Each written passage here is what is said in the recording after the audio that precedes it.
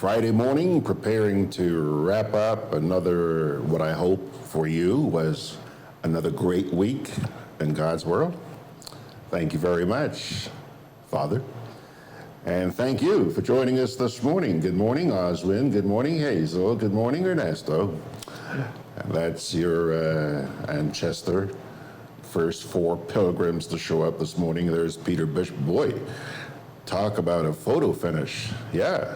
Dun, dun, dun, dun, dun. They're all there. Pilgrims, I'm George Grant saying welcome to this week's edition, or today's edition of Gudday Grenada. Friday morning in the Spice Isle, and today happens to be the 29th day of the month, November. Another month gone, another month gone. Like we said a couple of days ago, seems like the older we get, the faster the days go by. Let's take a look at what we've got lined up for you this morning. We're going to be asking the question, Grenada to produce list of diplomatic passport holders? Really?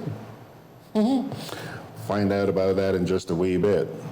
And then we're going to take a look at a video which shows the very depressed state of things in Dominica as they prepare for their elections coming up 1 week from today, actually.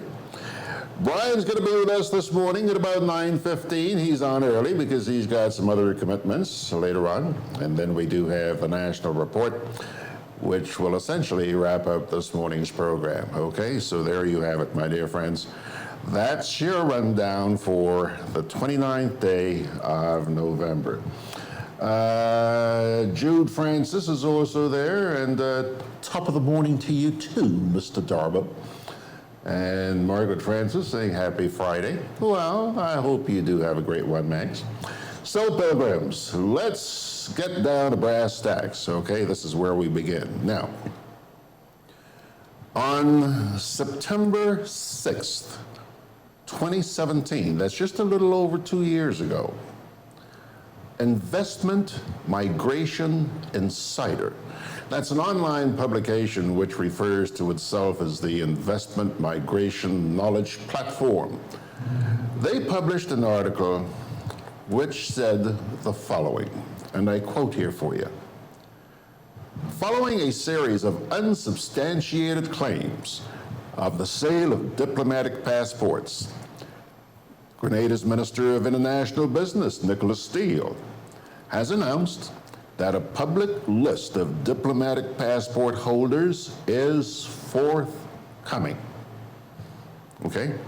That's in 1917, September of 1917.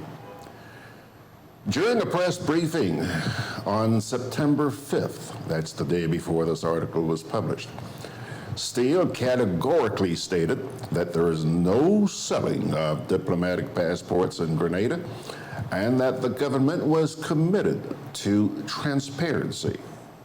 Let me quote, "We intend very shortly to produce publicly a list of all holders of diplomatic passports, the reason for their being diplomats, and the title that they hold, as has been asked for by the Houses of Parliament.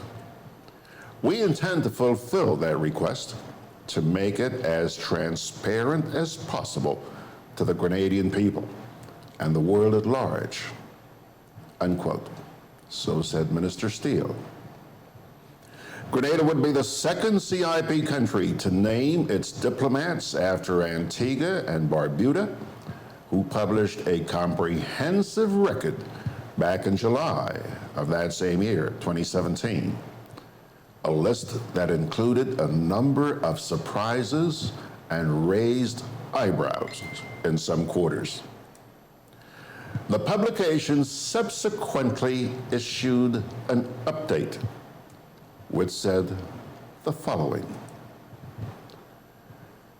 I quote, "A previous version of this article indicated that the names of CIP citizens would be made available to the general public, based on Minister Steele's statement, saying that in addition to the list of diplomats, they would be producing a list of all individuals who have to date received a passport or a citizenship through the Citizenship by Investment program. The government has since clarified and emphasized that this list will only be made available to Parliament. It is Investment Migration Insider's understanding that the list of diplomatic passport holders, however, will be available to the general public. Well, let's see, that was on September 6th, I think, 2017, and today happens to be 29th of November, 2019. I'm not saying that that list has not been published or distributed, but if it has, I certainly would like you to let me know, please. Okay. Let's see who else is there. Benedict Cador is saying howdy. So is John Kipling, Roger, Jean, Claude Padna, Arthur Langine, Ernesto, and yeah. Okay. So that's our first story. And by the way, I'm not going to put him on yet, I'm not going to put him on, but I just want you to see that he's there. Take a look. See that? He's plugging up his ears. Mr. Pitt will be with us after we do the next story. What you're about to see is a film by Ed Ellick, I beg your pardon. It's Dominican. And this film describes the political tension in Dominica as we speak. On last night's edition of MECWE Chat, we learned that there is a massive demonstration planned for the streets of Roseau today as Dominicans stand firm in their demand that there must be electoral reform prior to the next election, which seems unlikely, since the poll, as I mentioned earlier, is scheduled for 1 week from today, unless it is postponed. As you watch this, consider this. Maybe a good idea to run this ad or this public service announcement, call it what you will, when our next election cycle arrives here in Grenada. Pilgrims, take a look. I wish I could say, I can't wait for elections to be over, so we could get back to our non-partisan and peaceful demeanor. But what a shame. Elections time or not, it's all the same. Oh, how we've come a long way, and unfortunately in this case, the wrong way. For day in, day out, year in, year out, we fight. Our brother, our sister. We create so much political tension between us and our neighbors. Even within our family these days, political hatred has no borders. Man, it's a disgraceful sight. Our party never wrong and the other side never right. We see everything in red and blue and get on like we don't have a clue that we are holding back the country's progress. And in the process, keeping back ourselves. Which leaves me to wonder, how have we gotten so blindly in love with politics and politicians? Have we unlearned the people's definition? I mean, with no offense, but since I know myself, whether visiting the supermarkets or strolling the busy streets, I've always heard politics is a bag of tricks. And I can recall clearly what a wise man said to me. He said, politicians on whichever side are still politicians. And their ultimate goal is to gain power or remain in power.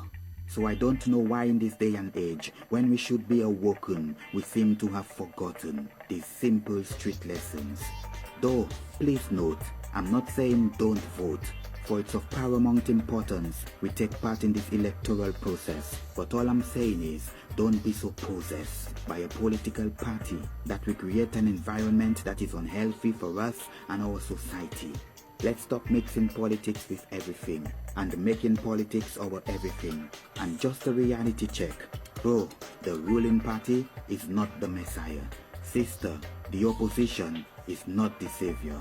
And please let's get this in our heads.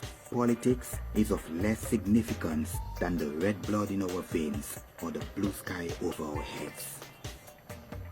So let's not make it more than politics, because at this point it becomes toxic, erecting mountains where there should be flats, hardening the fabric of our collective hearts, turning us into pawns, puppets and zombies, bearing banners of political ideologies, sending us in a false consciousness, blind to any correctness. And do you know that finally, it can kill our society. My people, let's remain awoke, seeing past all the political smoke, engaging in healthy conversations and making conscious decisions. And my brother, when the elections are over, whoever we vote for, let's put politics away and build together.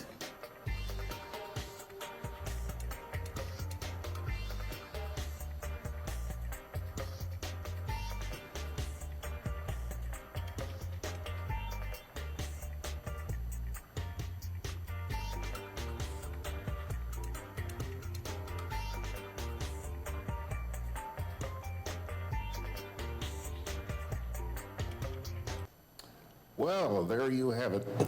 That's the piece that came out of Dominica. It's pretty heart-wrenching to see what's happening on little sister island there. Okay, it's now 12 minutes after the hour. I did promise Mr. Pitt I would get him on early here this morning, meaning like 9:15 or so. We're going to get him on about 3 minutes early. Good morning, Mr. Pitt. How are you, sir?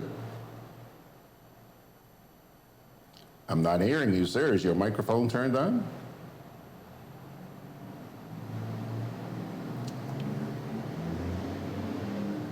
Hello?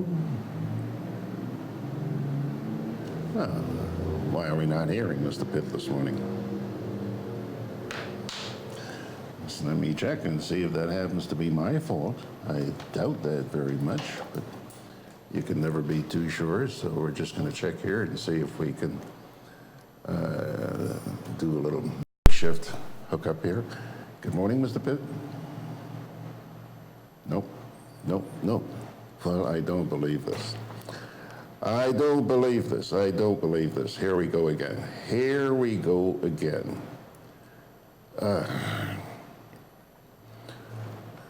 Brian.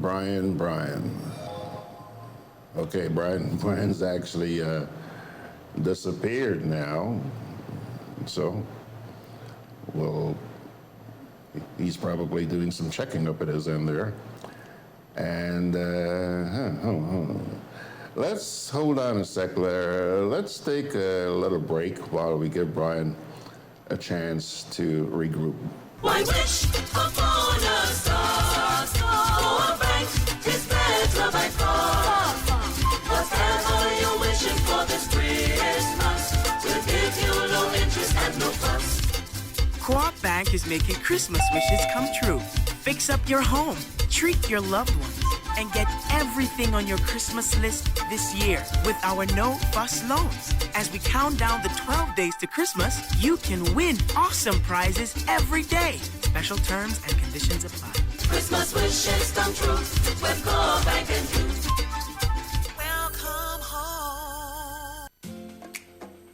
Juve chocolates, cocoa nibs, and cocoa balls from Diamond Estate Grenada are now available at Amazon.com, Amazon.ca, Amazon.co.uk, and GrenadaMarket.com. Try the sensational touch of nutmeg and a touch of ginger chocolates, 75% dark and rich, 100% pure cocoa, and their 60% dark and sweet chocolate bars today. Amazon Prime members enjoy free shipping on these orders in the USA, Canada, and Europe. GrenadaMarket.com.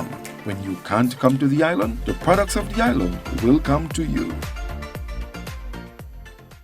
Because your vehicle is a necessity, being roadworthy is critical. Hubbard's Motor Department introduces its new tire and battery sales and service outlet located at Building Supplies Compound in Grand Dams, close to the Sugar Mill Roundabout. Available are a wide range of competitively priced tires, maintenance-free batteries, oils and lubricants. Keeping in mind your busy schedule, this outlet is equipped to provide you with fast and reliable service. Simply drive in and you'll be delighted with your service experience. Hubbard's. For more information, contact 440-2087. Hubbard's. Quality service. Affordable prices. Christmas safety tips. Always unplug Christmas tree lights before leaving home or going to sleep.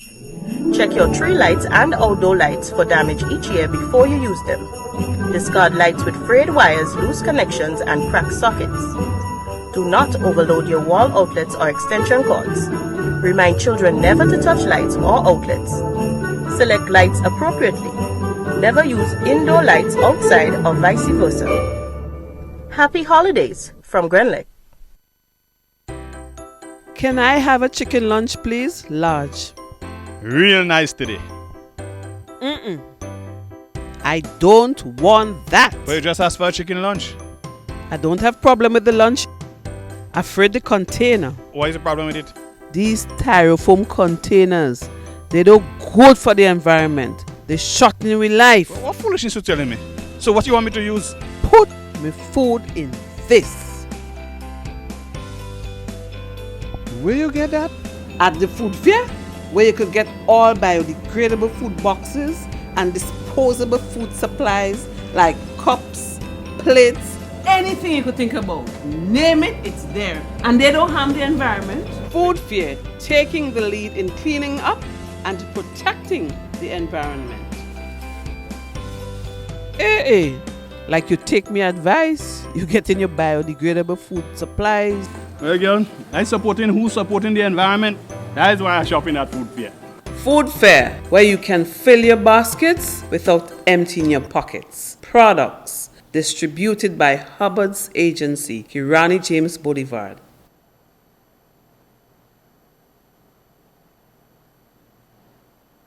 All right, well, there it is. There he is. And unfortunately, we're not hearing Brian this morning. Well, there he goes again, dropping in and out. Okay, these things do happen, folks, and it looks like today is going to be one of those days. So, my dear friends, what we're going to do is just go directly to the National Report. Here it comes.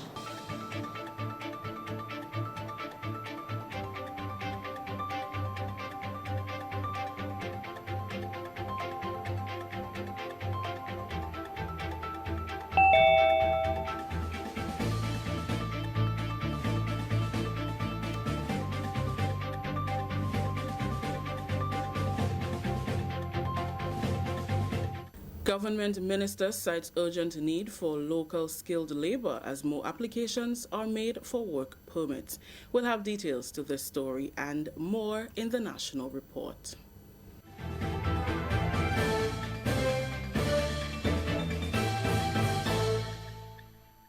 With the details to the news for Thursday, November 28th, 2019, I am Rikisha St. Louis. Labour Minister Honorable Peter David says while government has a part to play to ensure that Grenada develops a skilled labour force, young people also owe it to themselves to seek out and acquire the skills that can make them self-sufficient. Making his contribution to Grenada's $1 billion 2020 budget recently, Minister David said for 2019, Grenada earned just under $2 million in income from processing work permits. He says this shows that there is an urgent need for skilled labor, which is currently being imported, and as such, Grenadians need to tap into these areas of demand. If we have these trained persons, then we won't be needing all these work permits. So we have to work towards that as a government. But not everything is up to the government. It is up to the young people to take the opportunities afforded to them, buy the tools, stick with the guys who know the trade, learn from them. And that way, we will be able to reduce the work permits. And maybe we will not reduce the work permits. Maybe we will continue to give work permits because more and more and more projects are coming. But at least we will have more Grenadians, trained Grenadians, able to earn higher incomes from these projects. The Eastern Caribbean Central Bank, ECCB, says 2019 has been a profitable year for the banking and non-banking sectors, which recorded declines in the non-performing loans below the international benchmark. Liquidity continues to be a looming issue in the commercial banking system. Total deposits increased by 5.3% during the period July 2018 to July 2019 to $3 million, while total loans rose by 3% to $1 million over the same period. One local bank says it has recorded its sixth consecutive growth in 2019. The Grenada Cooperative Bank, in giving its 2019 year-end performance report for the period October 1st, 2018 to September 30th, 2019, said $9.7 million was recorded after its tax profits, an increase of 26%. As the economy continues to grow, the banking sector has seen a turnaround in the demand for credit and a continued reduction in the non-performing loans. Liquidity levels within the banking system remain high as deposit growth flourishes, with still limited options in the domestic market for the absorption of the excess liquidity. Operating costs within the sector continues to be a challenge due to the continual metamorphosis of the regulatory and compliance environment. The banking space remains highly competitive as commercial banks, credit unions, and non-bank financial institutions aggressively compete for business. That was chairman of the bank, Darrell Brathwaite. He says this was driven by an increase in credit demand, reduction in non-performing loans, and containment of loan delinquency. Improve credit and liquidity risk management, along with expanding transaction volumes. Our non-performing loans ratio is now below 1% as at 30th September 2019, demonstrating the success of our previously articulated commitment to continuous improvement in our credit underwriting and the containment of loan delinquency. Maintaining high asset quality remains our primary area of focus. The ECCB's prime loan rate remains at 10% and the discount rate remains at 6.5%. This is the National Report. We'll have more news after the break. The Grenada Trade Center, in collaboration with the Ministry of Public Utilities, NTRC, and PURC, presents a mega trade show and educational drive from Friday, November 29th to Sunday, December 1st at the Grenada Trade Center. Bring out the entire family to be informed and educated on financial, ICT, and insurance matters. Also on display will be LED energy-saving products, jewelry, art and craft, and so much more. You can also enjoy fireworks and sweet steel pan music. Mark the date, Grenada, November 29th to December 1st, Grenada Trade Center, 10 a.m. to 10 p.m. It's a family affair. Our partners, GUT Credit Union, Antillian Insurance, Flow, Blue Bubbles PA and Rental Services, Nexio, and GIC. Welcome back. Moving on to education, more than 60 secondary school teachers recently participated in a modern language teachers training workshop to look at new material in textbooks by Oxford University Press. We have more in this report by Annette Moore. The one-day training workshop, sponsored by Oxford University Press, one of the leading textbook publishers in the world, targeted secondary school French and Spanish teachers who currently use textbooks from this publisher. Marisha Charles Alexis, the curriculum officer for modern languages, provided some background into the origin and purpose of this training. In 2017, I believe, we had our National Book Review, and both French and Spanish teachers selected books that came from Oxford University Press. And I saw it fit to engage the company to request training in how to interact with the new material that students and teachers were receiving. This has never been done before. It was also useful for us to get some direct input from some of the authors of the two textbooks. From the first workshop, I noticed that some teachers were still having difficulties, hence the second workshop.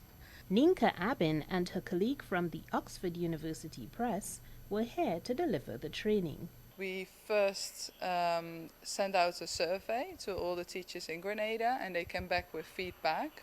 And from that feedback, we created this workshop to support the teachers with the teacher guides, with differentiation, how to use the books, activities, and also it was really lovely to just be here, and we met all the teachers and they were quite engaged. They were interested in hearing more about the resource.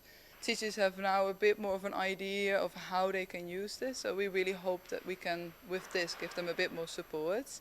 The company was very pleased to announce this morning that the French teachers will now have the audio recordings that go along with the textbook online. Now we have also given Grenada especially, and we will reach out to other islands, more support with the skill listening. So this kind of engagement with companies that supply us material is quite good. It's working out quite well for us. Participants in the workshop provided feedback on the exchange. Rachel Lewis, a Spanish teacher at the Anglican High School, is participating for the second time. It has been quite informative. We are learning quite a bit about integrating the textbooks that we have to use at this school in our classrooms and making learning a lot more fun for the students using that material. I particularly liked the way that the book links the activity to your objectives. Because sometimes as teachers, you have an objective, you have an idea as to what you want to teach that day, but the activities to get the kids involved in what you want to do, sometimes it just doesn't come about. So we get to learn different activities that we can introduce into the classroom to help get our objective complete. Frankie Noel, a Spanish teacher and head of the Foreign Language Department at McDonald College, also agreed with this observation. The books that we had before, they did not have as much activities in them as we have with this book now, and we realize that there is actually a teacher's guide, and there is also the workbook that coincides with each aspect of the book. I just learned about Las Pruebas. That's an assessment tool that is used after certain topics are taught, units are taught, in order to examine the students' previous knowledge as well as what they would have learned through the units. More so it focuses on the grammatical aspects as well as the vocabulary of the students. Charles Alexis also pointed out some of the workshop's highlights. One of the highlights for me would be the information that was presented on lesson planning. Another high point for me would be the reference to differentiated instruction. We're aware that we have classes with students of mixed abilities, and our mandate from the Ministry of Education to teachers is that each child must feel included in each class. Having the workshop today enlightens us as to how the language is ever changing, different strategies or techniques that can be employed in the classroom. So because of that, I think the workshop was beneficial. We're putting a different face to modern languages. It's not just something that students do to pass the time. These are skills that we're helping our students to build. I'm looking forward to improved lesson plans when I go out to schools to support and to supervise teachers. I'm expecting improved lesson delivery. For the National Report, I'm Annette Moore. Thank you, Annette. Finally, in the news, 8 Grenadians are now certified following the completion of a refrigerant driving license RDL program. 6 are certified at the level of trainers and 2 as technicians. The internationally recognized program assists in reducing the consumption of greenhouse gases and other substances and contributes to implementing proper and safe management of refrigerants in AC, heating, and refrigeration equipment. The participants are now qualified to conduct RDL training to other technicians worldwide. A recognition ceremony was held to commemorate their recent achievement. The National Ozone Unit has many stakeholders on board to help promote climate-friendly and energy-efficient alternatives. Mr. Leslie Smith spoke about the initiative. We must underscore that each and every one of us in the room here who are stakeholders, be it technicians, be it trainers, be it marketing people for these companies that sell the equipment, academia, etc., have a very important role to play in the global effort to rid the planet of these dangerous chemicals. And so we are very happy that we have had, so far, very good cooperation from all of the stakeholders, And we're at a very good position now where we are amongst the leaders in the world and we recognize globally for our efforts in the phase down of ozone-depleting substances. Ms. Esther Thomas, who is attached to the Ministry of Infrastructural Development, says the program will benefit Grenada. Grenada, being a small island state, is particularly vulnerable to the negative impacts of global warming, climate change, and adverse environmental impacts, and must therefore find solutions to mitigate against these conditions. Hence, a large greenhouse gas mitigation potential lies in transitioning from highly climate-damaging refrigerants to alternatives with low global warming potential with improved energy efficiency. That story just ended the national report for today, Thursday, November 28th, 2019. Let's recap the top story. Government minister cites urgent need for local skilled labor as more applications are made for work permits. On behalf of the entire news team here at the Government Information Service, I am Rakisha St. Louis saying thank you for joining us. Until next time.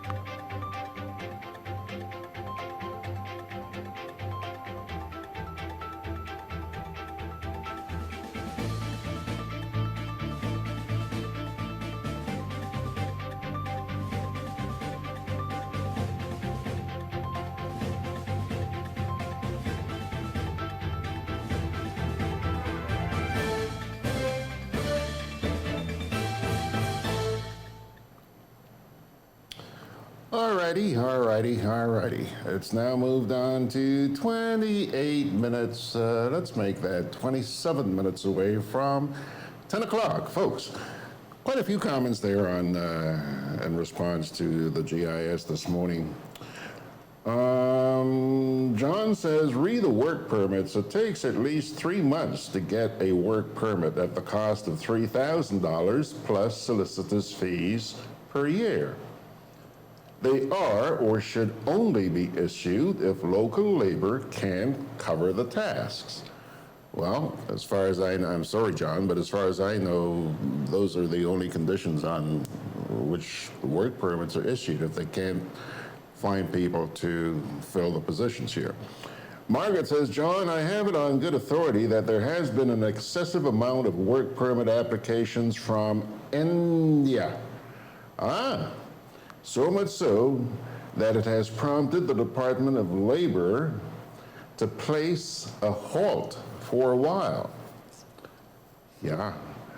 It's the second time I'm hearing India feature in the news this week. A couple of days ago, I published something on the Grenada Broadcast website about how the Indians are using the Grenada passports to make their way into the United States.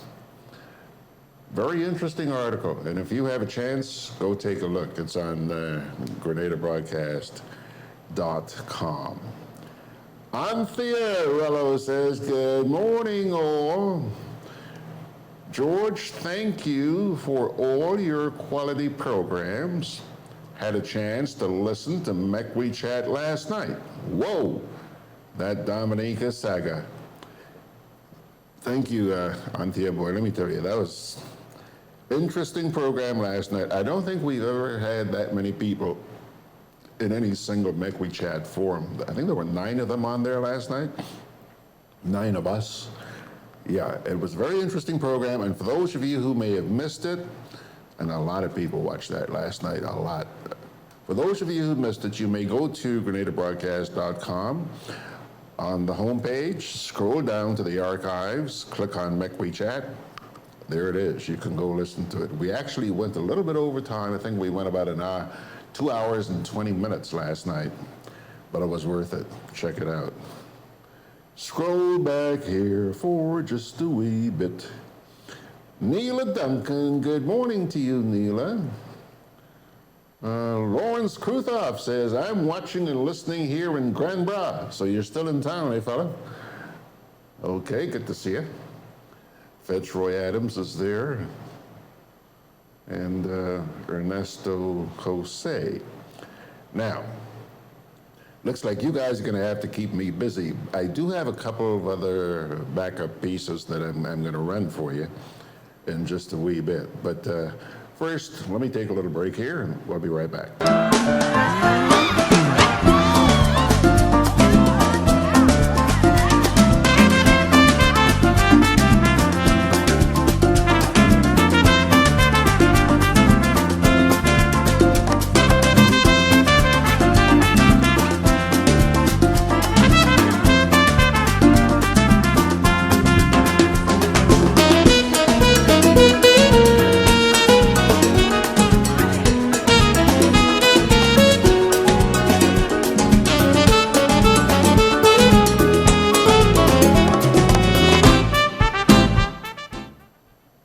Why wish upon a star? For a bank is better by far.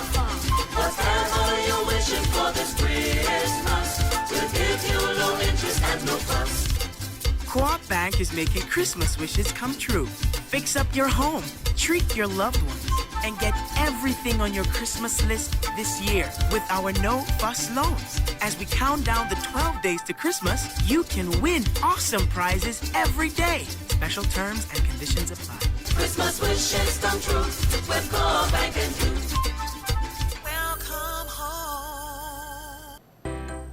Can I have a chicken lunch, please? Large. Real nice today. I don't want that. But you just asked for a chicken lunch.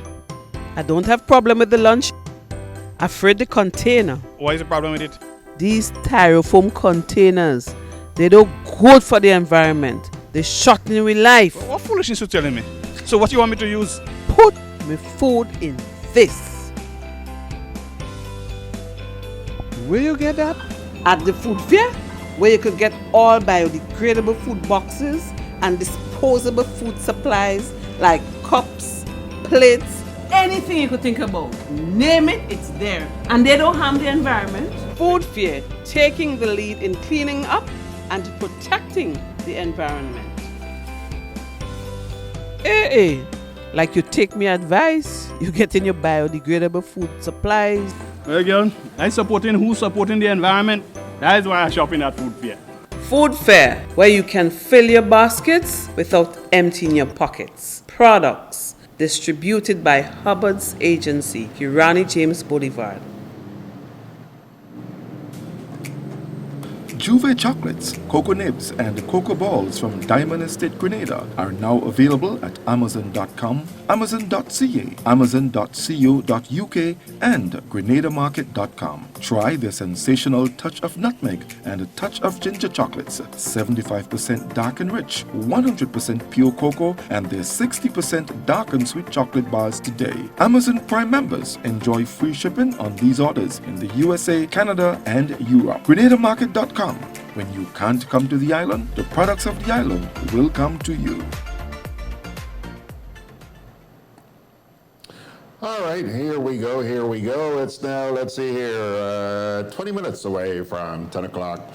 Folks, I want to show you a couple of pieces here that I think they're really neat. We try to be a little bit inspirational here, and, things that many people take for granted mean an awful lot to a lot of other people. And I want to show you a little piece here which could be summed up by simply saying that it reminds you that the good that you put out into the world will someday return to you. This story I found really, really interesting, as do a lot of the pieces that we do receive. Take a look at this.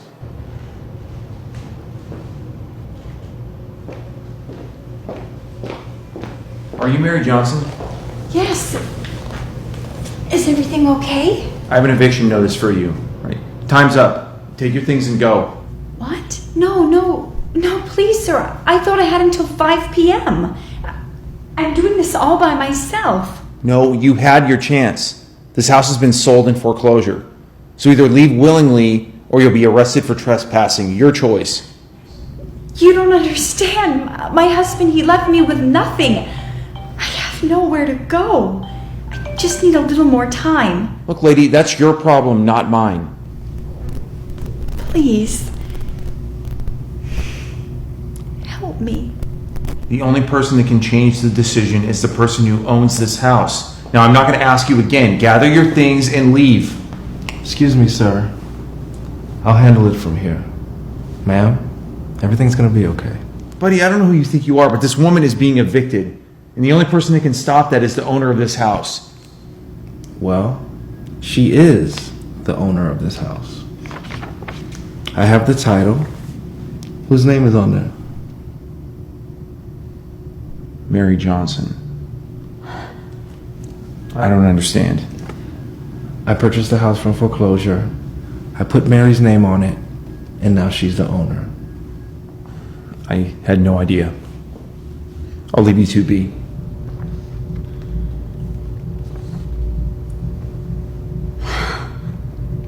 I can't believe this. I don't know what to say. Why would you do this? You don't even know me.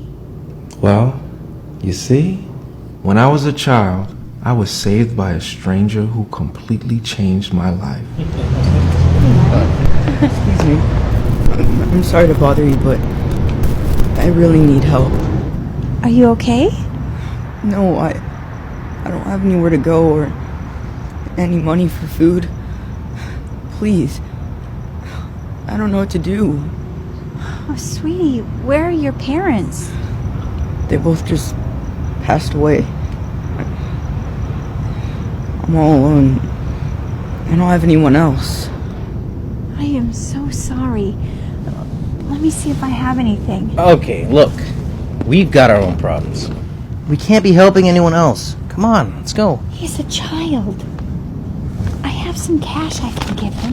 What are you doing? We can hardly afford rent this month. Besides, we don't even know this kid. He's probably going to use it to buy drugs. What if he's telling the truth? I have to help him. You are unbelievable. I can't watch this.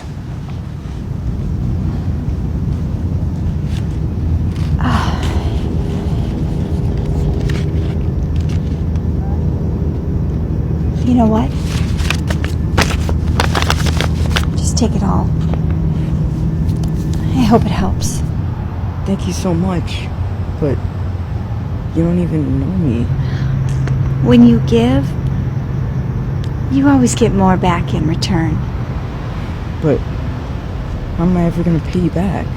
Oh, you don't have to pay me back. Just promise me that when you get back on your feet, you'll help someone in need. I promise.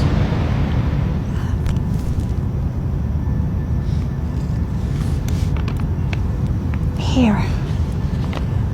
My mom always used to tell me, Mary Johnson, with this, you'll have good luck. Good luck. As I grew older, I got into real estate because I never wanted to be homeless again.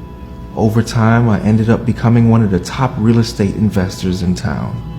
And then recently, while checking the foreclosure listings, I saw a name that I would never forget. Mary Johnson. A name that changed my life forever. I was that boy. And I'll never forget the lesson you taught me. You told me you should always help those in need. Because when you give, you get back more in return.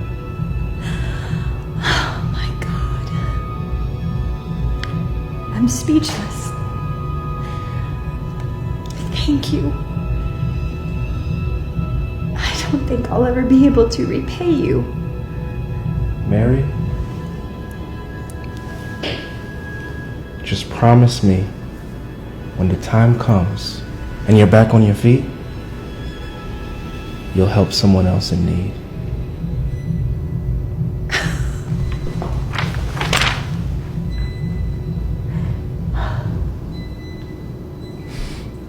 Hey fam, it's Dar. I hope you love that message about how the goodness you put out into the world always finds a way of coming back to you.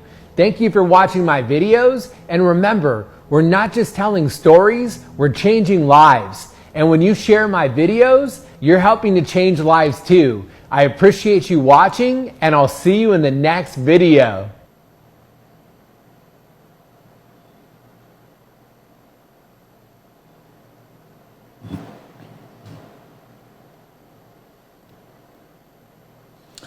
You know, folks, if nothing else, I certainly hope that that piece, excuse me, has inspired you to do something good for someone, anyone, this weekend.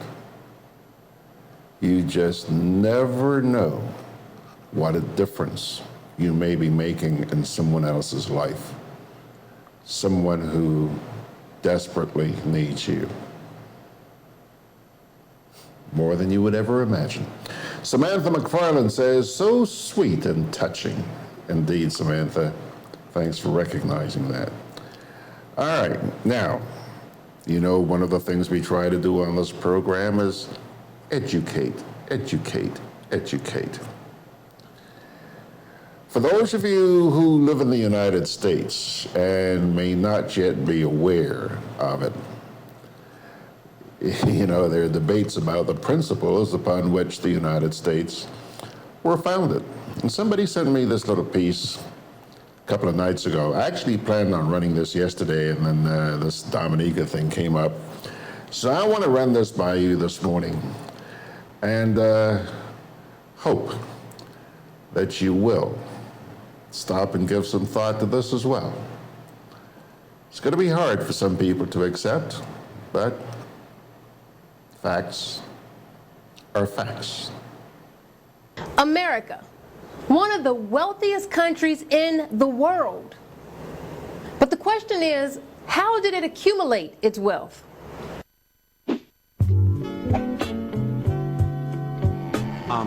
This is a nation founded on genocide and built on the backs of slaves. All right. So we started with a racial problem.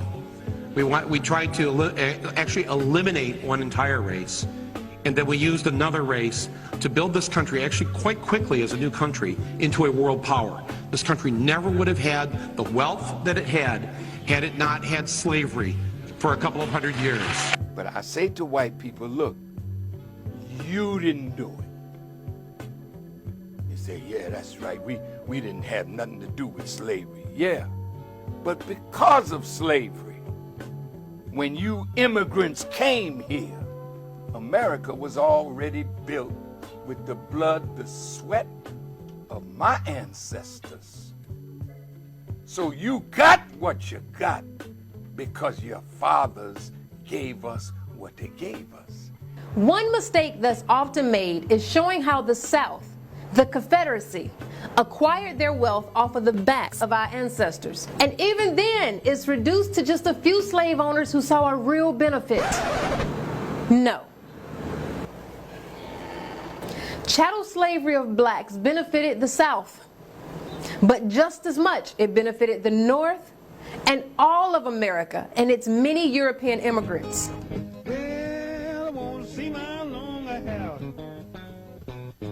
America's economic structure was propelled by its dominant export, sold throughout the world, cotton. This one crop provided over half of all U.S. exports earnings.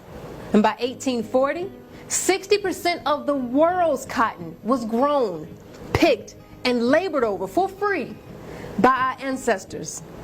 These plantation owners were raking in money, accumulating great wealth, and never having to pay one dime to their laborers. But the North was just as involved. The North developed a variety of businesses that provided services to the slave South, like textile factories, insurance companies, shippers, and cotton brokers. But it doesn't stop at the slave owner or the businesses that provided the services to the slave system.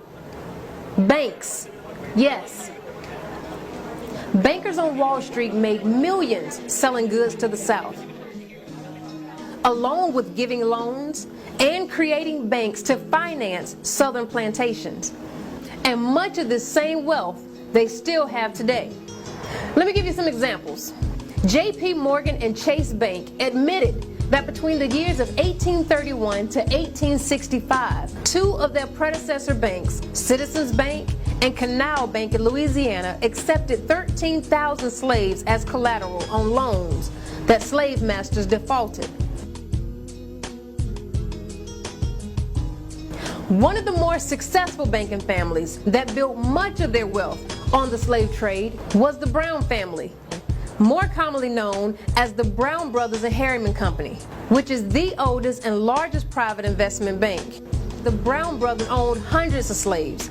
This family dominated the cotton industry. They made a huge fortune by lending millions to Southern planters and cotton brokers. Another portion of their wealth came by renting and the sales of slave ships they sold to slave merchants.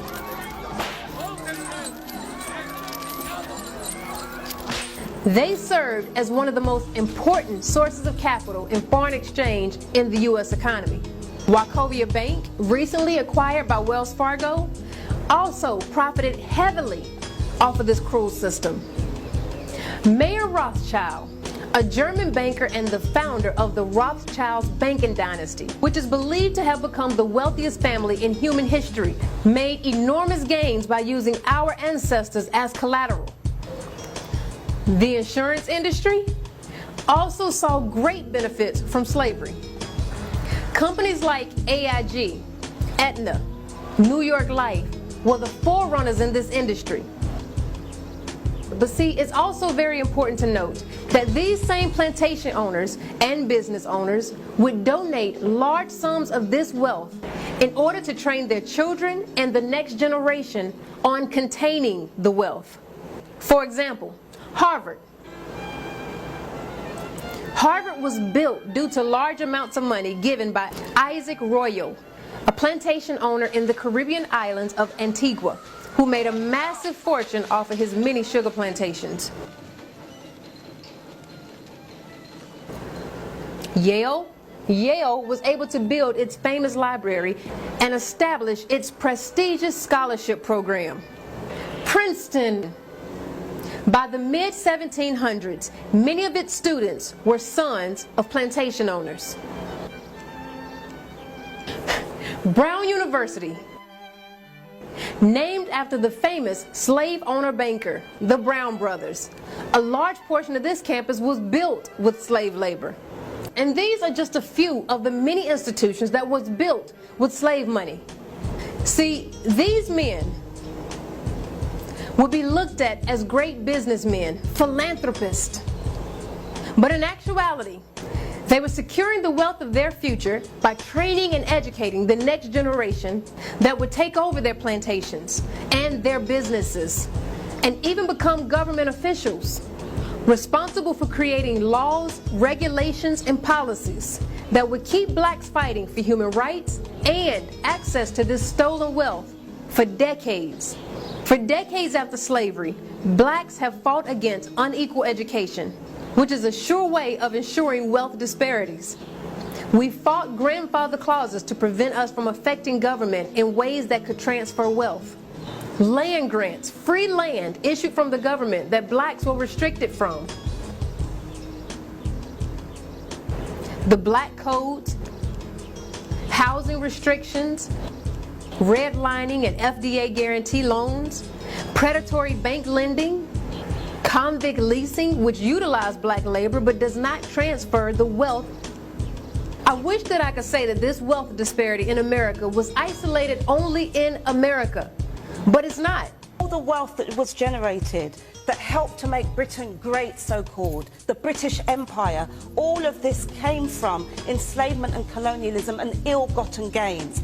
And it links to this modern discussion around inequality and the huge gap between the nations, not only in terms of Britain and Europe, but also the rest of the world, and in particular, Africa and the Caribbean. The truth is, this is the same scenario across every colonized land. Today, as a people, we fight for the Confederate flags to come down.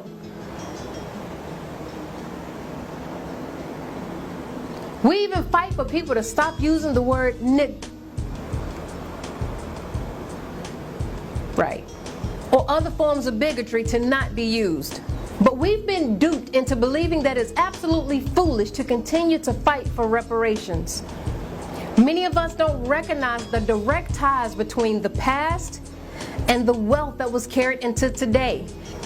Our ancestors were forced to invest in this economy without ever receiving a return. Unlike Jews, reparations were never paid to slaves or their descendants to help balance out this unjustified wealth. But understand that the reason our ancestors were enslaved was not for the purpose of being able to call us right. It was not even for the purpose of being able to raise a slave flag.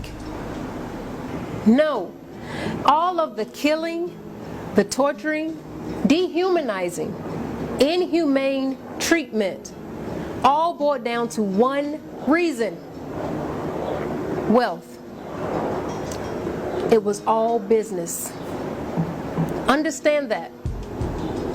I know that our brother Martin did. I still have a dream. Not that one.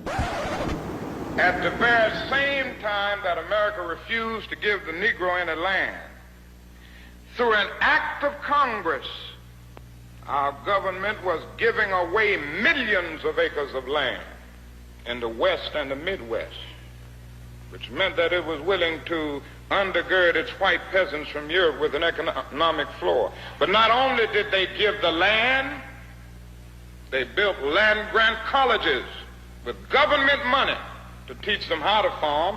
Not only that, they provided county agents to further their expertise in farming. Not only that, they provided low interest rates in order that they could mechanize their farms. Not only that, today, many of these people are receiving millions of dollars in federal subsidies not to farm, and they are the very people telling the black man that he ought to lift himself by his own bootstraps.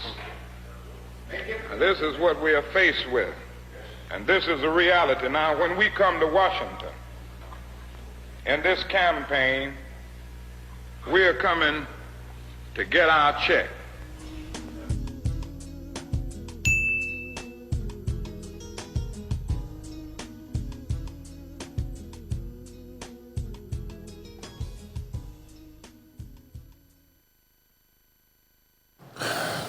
Moving. Froggy in the throat again this morning, folks. Ryan says Negro slaves made the wealth of the USA and England and built the White House. Today, descendants of these slaves are hated. Let's not forget the genocide of the Native American people and the native Caribs and Arawaks of the Americas. Good observation. All right, folks, it's not over. It's not quite over. There's one more piece that I want to show to you, and that comes from our good friend, Anthony DeRiggs.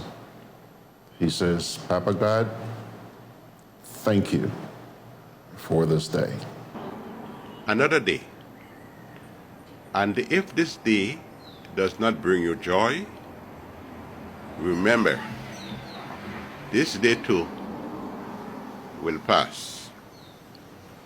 Another day to aspire, to reach for the stars, Another day to be thankful for life and for the warmth of family, neighbors, and the good and the proven friends. Keep them close. A day to appreciate those who share your joys and those who are there when sorrows descend like big stones upon your head. Another day to seek love and peace. A day to smile and look ahead.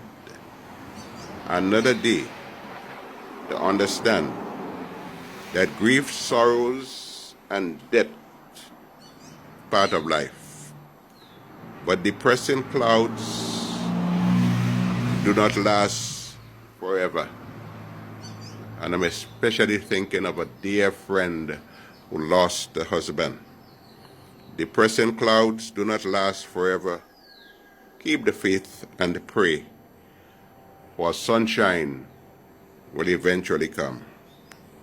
Another day to summon the will to conquer the obstacles you face, to be motivated to move ahead and take on important tasks you have been neglecting.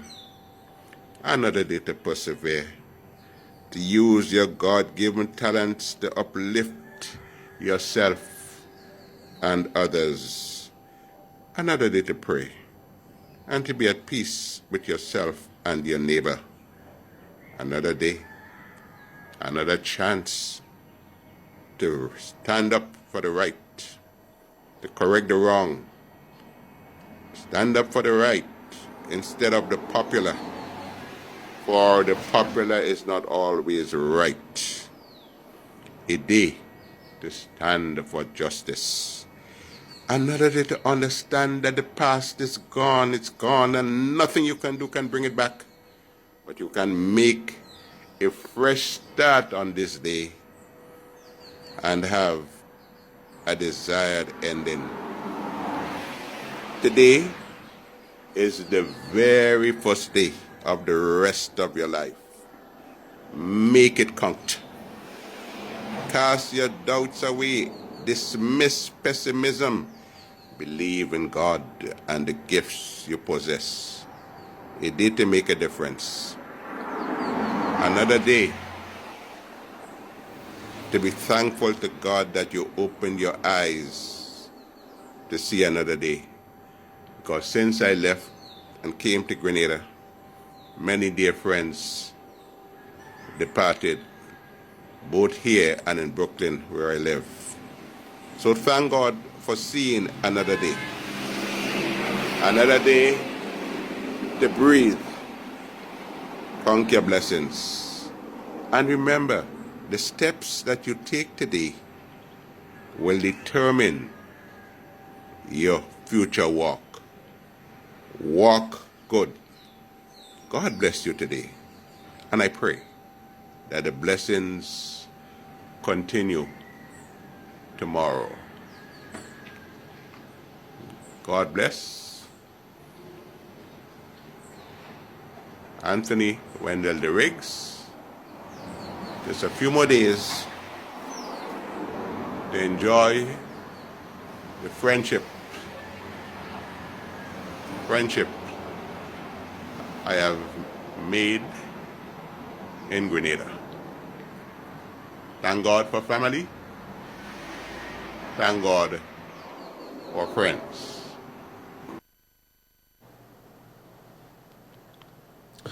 Alrighty, Anthony is getting ready to hightail it back to the United States. I think he's leaving probably on Tuesday.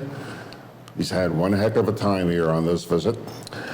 Folks, that's just about going to take us to the end of the program. However, John says it's been a thoughtful Friday, that's for sure. He also says here, the sort of history that you have to dig deep for to find the real, true history.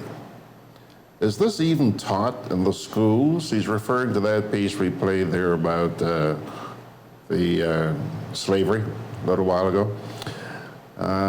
Margaret says, well said, well said. Okay, folks. Ryan says here, Mags, I know what my ancestors suffered and endured as I navigate this world in England and America carefully. That's going to do it, pilgrims, but I want to leave you with a parting word. Oh, before that, invitation. Let me tell you, Sunday morning, we have got a zinger for you.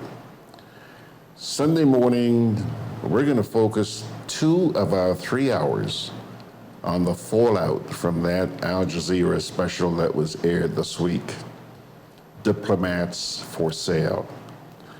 So far, I say so far because there'll probably be more. My guests will be Dr. Patrick Antoine, who is Grenada's former ambassador to the Organization of Eastern Caribbean States. He's going to be joined by Sandra Ferguson, I don't know too many people in this country who have followed this CBI passport shindig as closely as she has. And they're going to be joined by Mr. Jude Bernard, who, if you saw that documentary, Jude was also featured in there as well. And as I said, there are likely to be more people. We intend to get that segment started at 10 o'clock on Sunday morning. It's going to run until high noon, okay? So please join us for that.